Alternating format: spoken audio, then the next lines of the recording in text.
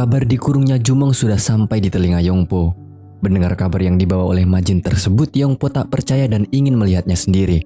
Setibanya di penjara, penjaga menahan Yongpo karena Perdana Menteri melarang keras siapapun menjenguk Jumong. Tentu saja Yongpo marah terhadap petugas tersebut karena lebih mematuhi Perdana Menteri ketimbang dirinya. Saat Yongpo hendak menerobos, lalu datanglah Dukbul yang menjelaskan alasan Jumong ditahan. Ya, hal itu dikarenakan Jumong sekarang dianggap musuh oleh Buyo. Perdana Menteri melarang Yongpo mengunjungi Jumong dengan alasan dia akan terlibat jika memaksa mengunjungi Jumong. Yongpo pun akhirnya terpaksa pergi. Dengan kejadian yang menimpa Jumong, kini Oyi tidak akan mempercayai siapapun lagi. Jaesa menenangkan Oyi dan mengajak mereka untuk mencari solusi keluar dari tahanan. Di ruangan itu semakin memanas kala Yopo yakin bahwa mereka akan mati sia-sia. Mari pun menanyakan kepada Jumong tentang apa yang harus mereka lakukan untuk mengatasi masalah ini. Perkiraan Jumong selama ini salah. Walaupun Raja Gembua kembali menaiki tahta, namun faktanya Dukbul lah yang memegang kekuasaan. Walaupun begitu, kali ini mereka sedikit memiliki harapan. Walaupun mereka dikurung tanpa senjata, namun Muguh ternyata menyimpan sebuah senjata andalannya. Senjata tersebut diduga adalah semacam racun sengatan yang bisa membunuh 3 penjaga sekaligus. Mengetahui itu, lantas Jumong pun menyusun sebuah rencana.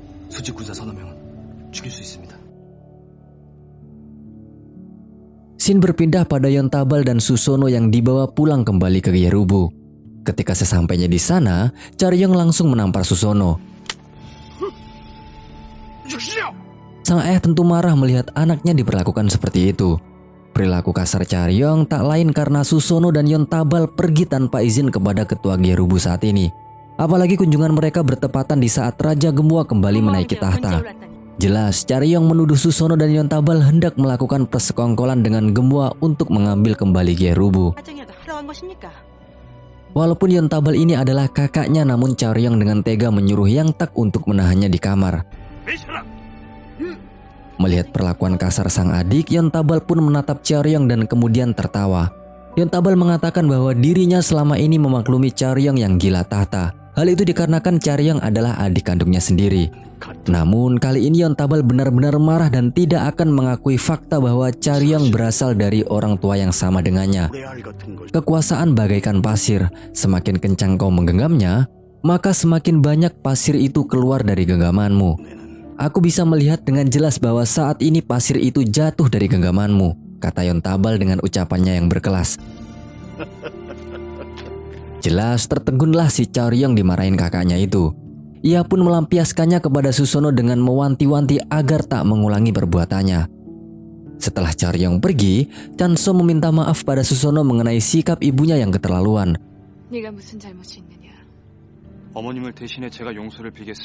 Setelah itu, Sayang memberitahukan kabar bahwa Jumong sedang dikurung dalam penjara Buyo. Mendengar itu, Gepil dan Susono pun sangat terkejut. Karena Susono dan Yontabal sedang diawasi, oleh karenanya Susono meminta Sayong agar terus mengawasi pembangunan istana dan selalu melatih prajurit. Di sisi lain, Raja Gembua berjibaku dengan pikirannya sendiri mengenai tindakannya terhadap Jumong. Bahkan ketika Yeohwa dan Yesoya hendak menemuinya, Raja Gembua menolak untuk bertemu.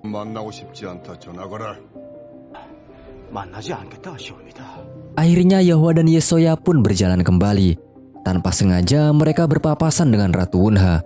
Wunha menanyakan bagaimana rasanya melihat anak sendiri sedang ditahan. Meski begitu, Yeohwa masih berpikir positif tentang tindakan raja. Wunha mengungkit kejadian di mana Daeso telah membawa kepala Hemosu di hadapan Han dan faktanya Daeso tetap diampuni oleh raja. Hal itu dikarenakan Daeso adalah anak kandung dari raja, berbeda dengan Jumong yang hanya anak angkat. Jadi sudah pastilah raja akan memilih Daeso ketimbang Jumong, ungkap Wunha lalu pergi. Mendengar penuturan Wunha, Yesoya tampak cemas takut Jumong terjadi apa-apa. Yeohwa pun menenangkan Yesoya dengan alasan ratu sedang terpojok. Tujuannya barusan adalah ingin menambah kubu Jumong semakin memanas. Scene berpindah pada Musong dan Pak Jarwo yang masih tetap di istana Buyo. Mendengar kabar bahwa Jumong akan dieksekusi, Pak Jarwo pun merasa sangat sedih dan tidak berdaya.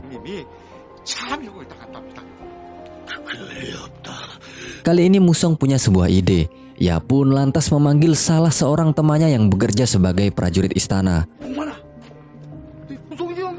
Tuan Chin meminta Yongpo untuk membujuk Raja Gemua agar mau mengirim Jumong ke negara Han. Tujuannya karena Han ingin Jumong menyelesaikan masalah upeti yang dirampoknya dulu. Tuan Chin mengancam Yongpo tidak akan membantunya jika tak berhasil membujuk raja. Mendengar itu, Yongpo pun ingin memanfaatkan kesempatan untuk menaikkan reputasinya di hadapan Raja Gemua dan para pejabat. Yongpo pun lantas bergegas menemui Perdana Menteri untuk mendiskusikan rencananya.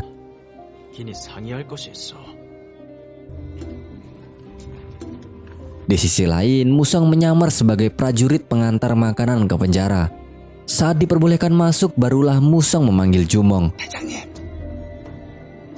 Jelas, Jumong dan yang lain tampak terkejut dengan keberadaan mereka. Mula-mula Pak Jarwo menceritakan bahwa Mbak Yuli telah diculik.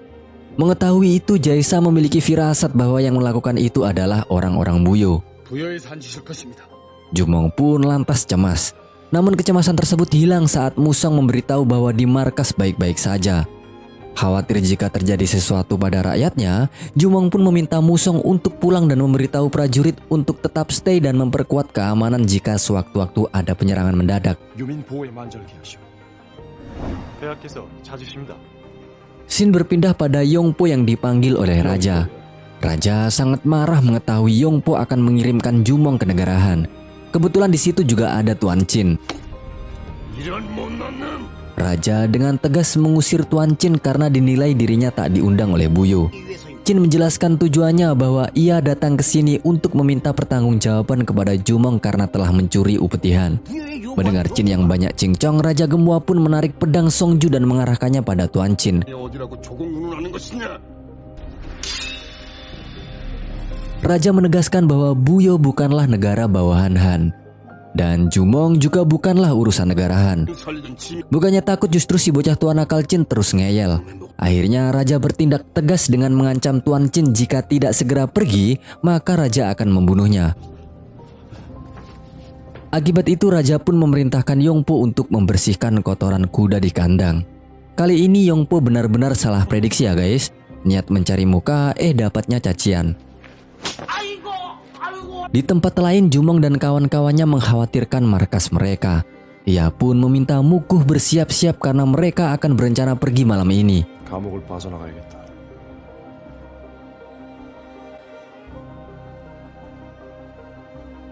Singkat cerita, terlihat Mbak Yuli yang sudah sampai di Buyo.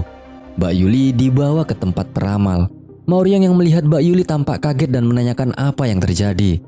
Prajurit menjelaskan dan kemudian meninggalkan istana. Tanpa basa-basi, Mbak Yuli pun menanyakan tentang Jumong. Mbak Yuli cemas karena mengetahui Jumong sedang berada di tahanan.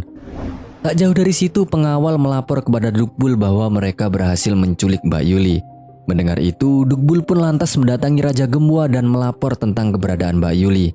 Dukbul pun memprovokasi Raja tentang alasan mengapa Jumong memberontak dan tetap ingin mendirikan negara. Hal itu semua karena Mbak Yuli. Raja pun lalu meminta Perdana Menteri untuk mengantarkan ke tempat Mbak Yuli berada. Saat bertemu, Raja memohon kepada Mbak Yuli agar membujuk Jumong untuk membubarkan Damul. Raja mengancam bahwa sekarang nyawa Jumong bergantung pada Mbak Yuli. Jika Mbak Yuli melakukan itu, maka Raja akan memberikan segalanya pada Jumong. Dengan demikian, maka tidak akan terjadi pertumpahan darah lagi di Buyo, bujuk Raja.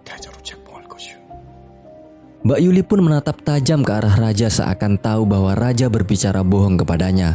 Karena faktanya Raja tidak akan menyerahkan tahta kepada siapapun sampai Raja benar-benar mati. Mbak Yuli semakin menyudutkan Raja dengan mengungkit masalah Haemosu dulu. Saat itu Raja dinilai tidak setia kawan terhadap sahabatnya sendiri dan hanya mementingkan keselamatannya sendiri. Haemosu saja tak difikirkan, bagaimana bisa Raja menyerahkan tahta kepada anak Haemosu, kata Mbak Yuli dengan tegas. Mbak Yuli juga akan tetap pendirian untuk membantu Jumong dalam mewujudkan impian Haemosu, yaitu membangun sebuah negara baru. Mendengar itu, Perdana Menteri pun memanggil prajurit dan memerintahkannya untuk membawa Jumong ke kuil tersebut. Sambil menunggu Jumong, sekali lagi Raja meminta Mbak Yuli untuk membujuk Jumong. Jika tidak, maka Jumong akan benar-benar mati. Tak lama itu prajurit mengantar Jumong ke kuil dan terkejut melihat Mbak Yuli. Jumong langsung menuduh Raja Gemua sebagai dalang di balik penculikan Mbak Yuli. Namun Perdana Menteri yang mengakuinya sendiri. Jumong marah karena Dukbul dinilai telah melakukan sesuatu yang sangat rendah karena Mbak Yuli tidak ada sangkut pautnya dengan masalahnya. Perdana Menteri terus ngomel-ngomel gak jelas dan itu membuat Jumong marah besar terhadap si Dukbul. Menurut Jumong, dirinya mendirikan negara bukan karena Mbak Yuli tapi karena itu adalah impian dari ayahnya.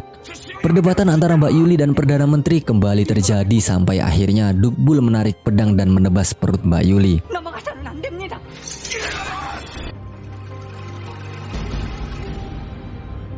Setelah menebas Mbak Yuli, Dukbul kemudian mengarahkan pedang ke arah Jumong. Raja berteriak lalu menyuruh Dukbul untuk menurunkan pedangnya. Perdana Menteri pun akhirnya membuang pedangnya dan kemudian pergi. Setelah itu, Jumong berusaha menyadarkan Mbak Yuli yang saat itu sedang sekarat. Sambil menahan sakit, Mbak Yuli menyuruh Jumong agar segera kabur. Ia juga meminta maaf kepada Jumong dan Haemosu.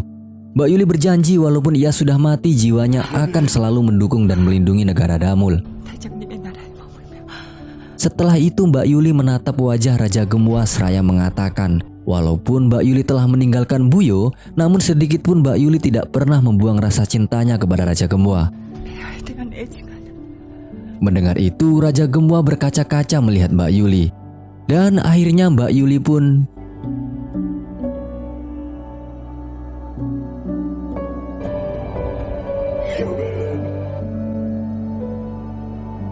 Jumong sangat terpukul dan Raja seperti merasa kehilangan orang yang tulus dengannya. Setelah kejadian itu, Perdana Menteri dan para pejabat menekan Raja Gemua agar cepat mengambil keputusan perihal masalah Jumong. Perdana Menteri berkata bahwa jika Raja Gemua tidak membunuh Jumong, maka dia sendiri yang akan melakukannya. Di waktu yang bersamaan, Jumong meminta Mari untuk bersiap-siap keluar dari penjara. Sementara Dukbul yang merasa sudah tak bisa membujuk Raja, ia pun lantas menyuruh Jenderal Hyukji untuk membunuh Jumong. Tentu tanpa sepengetahuan Raja.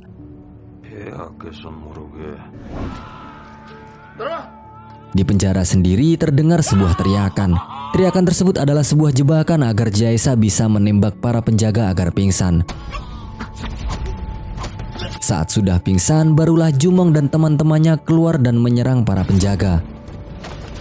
Sayangnya ketika Jumong sudah hampir meloloskan diri, ia harus kembali dikepung oleh pasukan Jenderal Hyukji.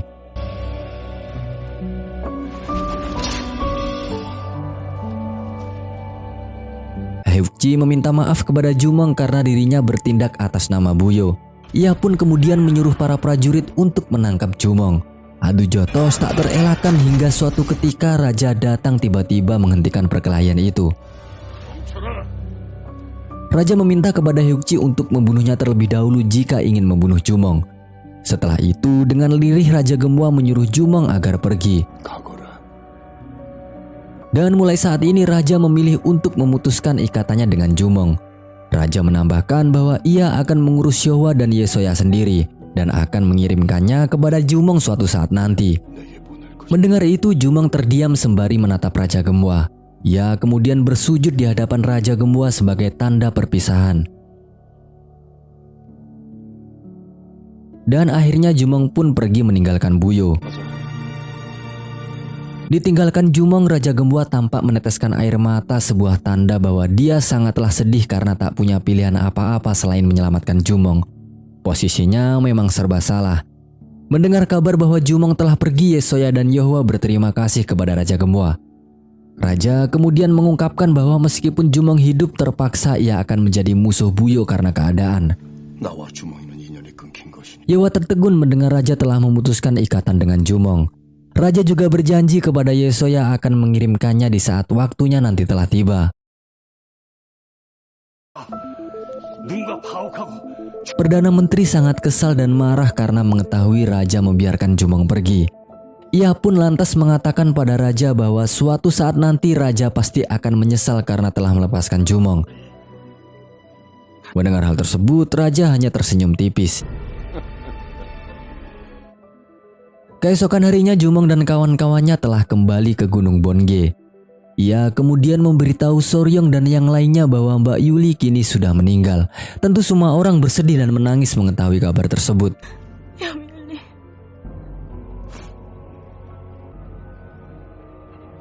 Sementara di Buyo sendiri, akhirnya Raja Gemua membebaskan Daeso dan Yangsul. Raja secara halus mengusir Daeso dan Yangsul untuk pergi meninggalkan Buyo. Saat ditanya di mana mereka akan pergi, Raja Gemua menjawab bahwa dirinya akan menjadikan Daeso sebagai komandan benteng timur. Tentu Daeso sangat terpukul atas perintah itu. Bahkan Daeso menawarkan nyawanya daripada harus meninggalkan istana. Dengan ketus, Raja menyuruh Daeso agar menghapus obsesinya untuk menjadi raja. "Jika kau sudah menghapus obsesimu, maka aku akan memberikan segalanya padamu," ujar sang ayah. Daeso dan Yangsul pun pamit kepada Wunha dan kemudian mereka pergi menuju perbatasan benteng timur. Sesampainya di benteng terlihat para penjaga yang tertidur dan keadaan tempat yang tampak kumuh dan memilukan. Yangsul sempat mengeluh kepada Daeso. Namun Daeso mengaku bahwa dirinya sekarang tidak ada niatan untuk balas dendam. Ia akan tinggal di sini sampai tekad balas dendam Daeso muncul kembali. Di Damul sendiri, Jumong berusaha menyemangati pasukannya. Walaupun mereka telah kehilangan Mbak Yuli yang menjadi panutan jalan mereka, namun mereka tidak boleh terus-menerus berduka. Membangun sebuah negara baru bersama pasukan Damul adalah jalan satu-satunya untuk menghormati Mbak Yuli, ucap Jumong.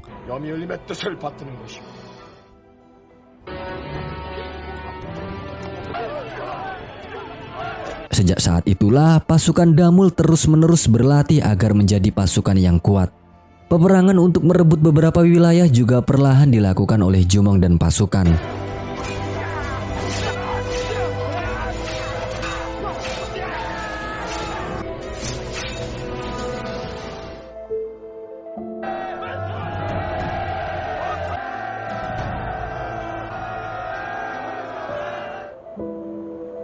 Singkat cerita, beberapa tahun berlalu. Kini pasukan Damul berhasil memperluas wilayah mereka. Dan ini adalah penampakan Jumong yang terlihat sudah berubah sedikit berwibawa dengan brewoknya. Setelah 3 tahun yang dipenuhi perjuangan tersebut berlalu, Shin berganti di suku Yerubu. Bibi Cheryong sebagai petinggi di sana sedang mendiskusikan mengenai krisis yang melanda mereka. Permasalahan utama dari krisis yang mereka alami saat ini adalah berkurangnya persediaan makanan. Namun bersamaan dengan itu mereka diterpa dengan berita bahwa dalam waktu dekat Songyang akan datang ke tempat mereka. Tujuannya karena untuk mengambil sisa persediaan makanan karena suku-sukunya juga mengalami kekurangan makanan. Tak ambil pusing, Susono bersedia untuk mengatasi masalah ini. Ia akan melakukan perjalanan bisnis ke suku Hengin dan Okjo untuk mendapatkan persediaan makanan yang mereka butuhkan. Namun secara diam-diam pihak Susono dan Yontabal membangun sebuah camp pelatihan untuk melatih pasukan. Dalam pasukan tersebut terdapat Wote yang bertanggung jawab untuk melatih para pasukan tersebut. Di malam itu pihak Susono berencana untuk melakukan kudeta dengan cara melenyapkan Songyang yang akan datang ke Gerubu besok. Wote berniat untuk menyergap pasukan Songyang di tengah perjalanan sebelum mereka sampai di Gerubu. Sedikit informasi, setelah 3 tahun berlalu Susono dan Wote dikaruniai 2 anak yang bernama Biryu dan Onjo. Waduh, ternyata tidak kalah sat-set sama Jumong ya guys. Selanjutnya di Gunung Bengye, Pak Jarwo dan para pekerja pandai besi berusaha membuat baju perang baja yang sangat kuat. Namun mereka masih saja gagal.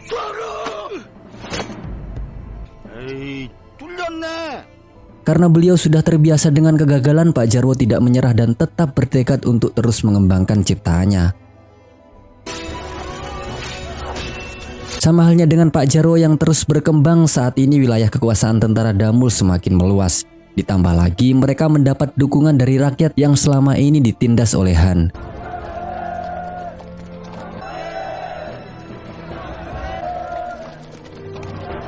Di lain sisi, Yang Jong semakin dibuat pusing oleh tekanan yang ia hadapi.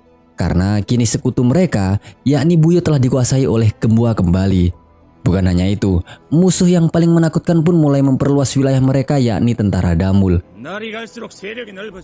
Oleh karenanya, untuk menyaingi kekuatan dari kedua musuhnya, Yang Jong sudah bersekutu dengan Chol Bun berniat untuk menggabungkan kekuatan sebagai upaya untuk menghabisi kedua musuhnya tersebut. Namun ternyata tak jauh berbeda dengan Yang Jong. Dalam kepemimpinannya kali ini, Raja Gembua dihadapkan dengan berbagai masalah, baik itu dari segi finansial bahkan sampai pada kesetiaan rakyatnya. 반란의 조짐까지 보이고 있습니다. Karena kondisi Buya yang semakin memburuk, Paman Daeso pun mengusulkan untuk meminta bantuan dari Han. Tapi Dukbul selaku Perdana Menteri mengingatkan bahwa negara Han hanya mau bekerja sama dengan Buyo karena Buyo memiliki kekuatan. Jika Han tahu Buyo kali ini melemah, bukankah bisa saja negara Han akan menundukkan Buyo?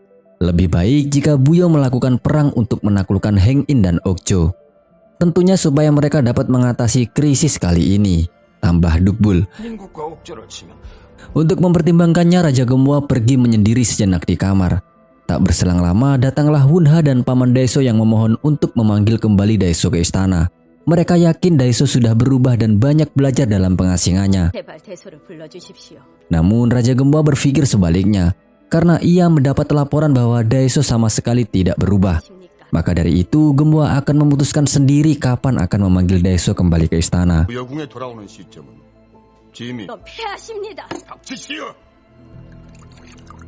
Ternyata laporan tersebut benar, bahwa Daeso sama sekali belum berubah. Malahan sikapnya semakin memburuk karena hari-harinya hanya dia isi dengan bermabuk-mabukan dan melakukan adu ayam. Maksud Mimin adu prajurit. Pada hari itu terdapat seorang prajurit dengan kemampuan di atas rata-rata yang sanggup mengalahkan 4 orang sekaligus. Prajurit tersebut bernama Bubono yang kelak akan ikut serta membantu Jumo, guys.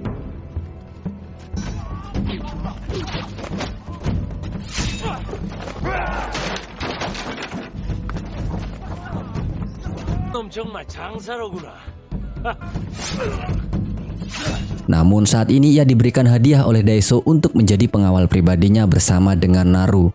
Usainya pertandingan tersebut, Yang Sul datang dan mengingatkan Daeso bahwa hidup yang ia jalani kali ini hanya berfoya-foya. Sedangkan saingannya Jumong sedang memperkuat kekuatannya. Yang Sul mengancam Daeso bahwa jika Daeso tetap seperti ini, maka Yang Sul akan pergi kembali ke Yontugon.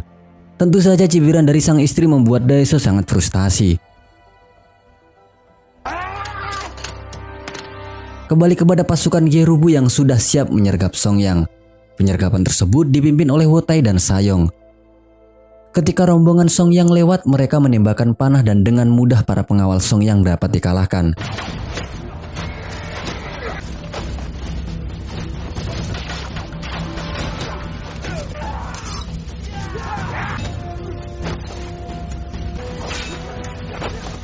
Songyang yang sudah terpojok tak dapat berkutik lagi.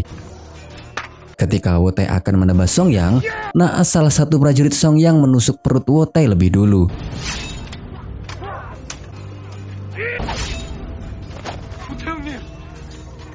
Hal ini tentu membuat Songyang dapat lepas dari maut dan keadaannya berbalik. Walaupun para prajurit Songyang dapat ditumpas, namun Wotai harus menjadi korban dalam penyerangan tersebut.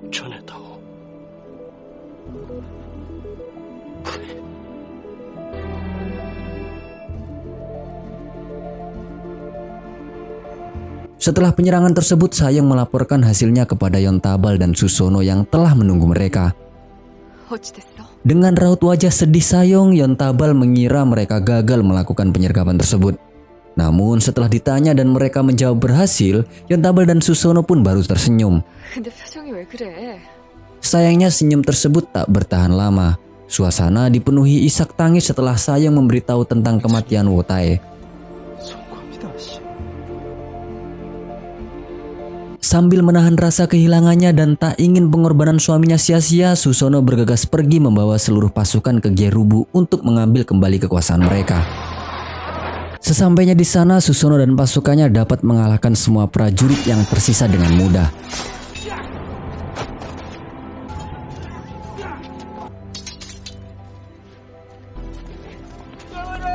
Gepil yang awalnya senang melihat keberhasilan tersebut menjadi lemas setelah melihat jenazah anaknya.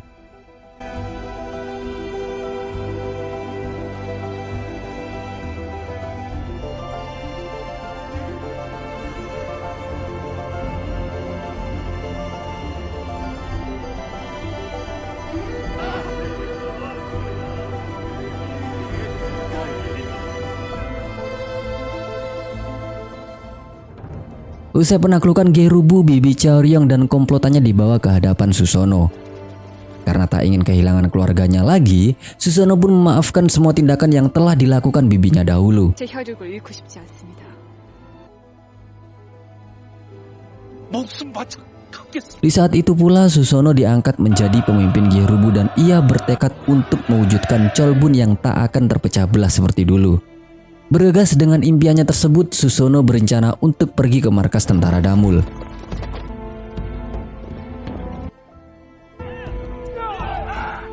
Sementara itu di markas Damul tengah diadakan rapat dadakan yang membahas mengenai pusat kekuasaan mereka.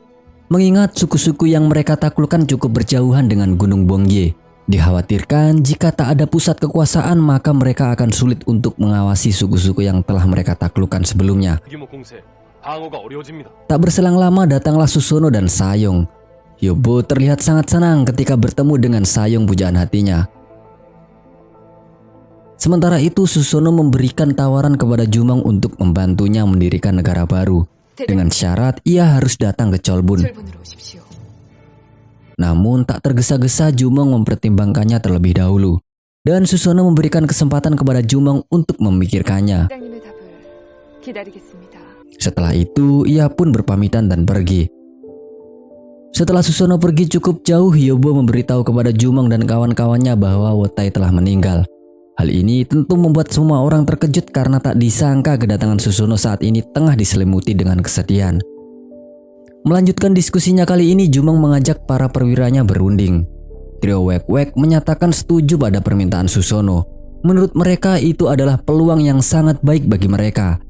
Namun sebaliknya, trio Dumgup tidak setuju dengan alasan bahwa jika Cholbun bersatu, maka akan terjadi kebingungan mengenai siapa yang akan menjadi pemimpinnya.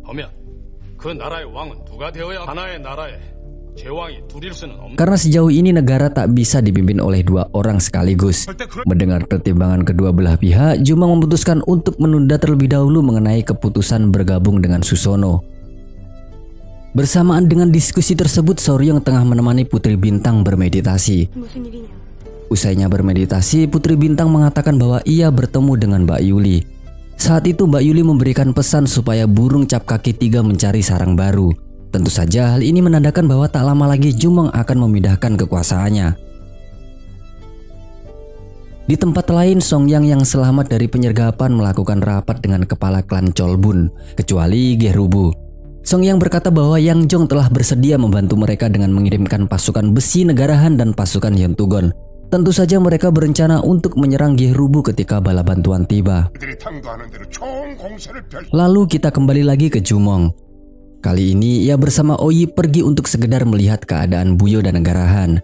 Berbeda dengan adiknya yang tengah sibuk membangun negara, Daeso kali ini mendapatkan sebuah surat dari Yang Jong. Dalam suratnya, Yang Jong meminta Daeso untuk menemuinya di Hyuntugon. 현토성으로 갈 것이다. 제비하거라. Sementara itu di Buyo sendiri, Wunha kelihatan kesal dan iri melihat Yohwa yang bermain-main dengan cucunya. Karena kita tahu Yesoya telah melahirkan seorang putra yang ia beri nama Yuri. Di tengah kebersamaannya tersebut, Yohwa berniat untuk memohon kepada Yang Mulia supaya mengirimkan Yesoya dan Yuri kepada Jumong. Namun Yesoya tidak setuju, karena ia mempertimbangkan bahwa Damul dan Buyo tidak akan menyulut konflik selama mereka berada di istana. Oleh karena itu Yesoya akan menunggu pada saat waktu yang tepat. 아직은 때가 아니라고 생각합니다. Di akhir scene kali ini, Jumong dan Oyi yang berada di Hyuntugon berhasil mendapatkan informasi bahwa Hyuntugon akan mengirimkan pasukan ke Cholbun untuk membantu Songyang menyerang Gerubu. 멸족을 하고 말 것입니다. Di sana mereka melihat Daeso dan Yang Sul tiba di Hyuntugon dan terlihat seperti sedang merencanakan sesuatu yang belum mereka ketahui. Dan part 17 bersambung pas lagi seru-serunya.